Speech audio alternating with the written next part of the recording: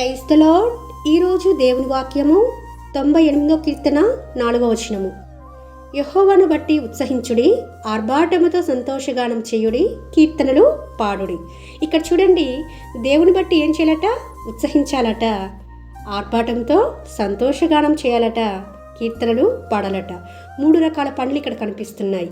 మరి ఎందుకు ఉత్సహించమని చెప్తున్నాడు, ఆర్భాటంతో సంతోషగానం చేయమని, కీర్తనలు పాడమని చెప్తున్నాడు అంటే, మొదటి వచనంలో యెహోవా ఆశ్చర్య కార్యములు చేసి ఉన్నాడు అంటే, మన జీవితాల్లో దేవుడు చేసిన ఆశ్చర్య కార్యాలను బట్టి మనం ఏ విధంగా ఉండాలి?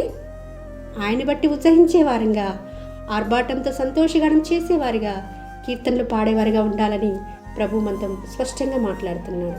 అనేక సందర్భాల్లో దేవుని ద్వారా ఎన్నో మేలులు, ఎన్నో ఉపకారాలు, ఎన్నో ఆశ్చర్య కార్యములు చూసిన వారమే. కానీ కొంత శ్రమ రాగానే, కొంత ఇబ్బంది రాగానే, కొంత బాధ, కష్టం, నష్టం రాగానే దేవుని మర్చిపోతూ ఉంటాం. దేవుని బట్టి ఉత్సహించేవారుగా ఉండడం కాదు, కానీ దేవుణ్ణి నిందించేవారుగా, దేవుడు నా కొరకు ఏం చేశాడు, నేను ఇంత నీతిగా, భక్తిగా, విశ్వాసంతో దేవుని వెంబడిస్తూ ఉంటే దేవుడు ఏం చేస్తున్నాడు అని ప్రశ్నించేవారుగా ఉంటాము, నిందించేవారుగా ఉంటాము, అవసరమైతే దేవునికి దూరంగా జరిగేవారుగా ఉంటాము. అయితే దేవుడు చేసిన ఆ ఆశ్చర్య కార్యములను గుర్తు చేసుకొని, గత జీవితంలో ఎన్నో మేలులు, ఎన్నో ఉపకారములు, ఎన్నో ఆశీర్వాదాలు పొందుకున్న మనము వాటిని జ్ఞాపకం చేసుకున్నప్పుడు ఆ దేవుని బట్టి ఉత్సహిస్తామండి.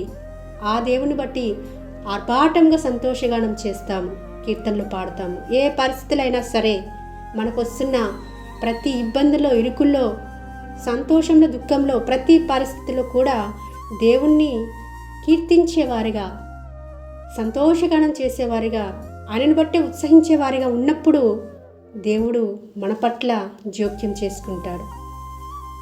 మనకున్న ఆ బాధను, ఆ కష్టాన్ని, ఆ వేదనను తీసివేయడానికి ఆయనే కల్పించుకుంటాడు.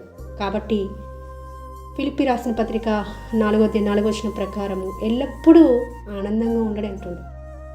ప్రభువుని బట్టి మనం ఆనందంగా ఉండాలి, ప్రభువుని బట్టి ఉత్సహించాలి, ప్రభువుని బట్టి సంతోషగానం చేయాలి. ఆ ప్రభువు మనల్ని కలిగి ఉన్నందుకు మన రక్షణ ఆయన ఇచ్చిందే కదండి. ఆ రక్షణ లేకపోతే నరకము, పాతాళము, అగ్నిగుండము, ఇవన్నీ మనకు తెలిసిన విషయాలే. అయితే అందు నిమిత్తము, దేవుడు చేసిన ఆశ్చర్య కార్యాల నిమిత్తము, మనల్ని కాపాడుకున్న ఆ విధానం నిమిత్తము, రక్షణను అనుగ్రహించి పరలోక రాజ్యానికి వారసుడిగా, వారసురాలుగా మనల్ని చేసిన ఆ కారణాన్ని బట్టి దేవుణ్ణి బట్టి ఉత్సహించేవారంగా, సంతోషగానం చేసేవారుగా, కీర్తనలు పాడేవారుగా ఉండాలని ప్రభుపేట మనవి చేసుకుంటూ మీ సహోదరి ఎలిజబెత్ రాణి.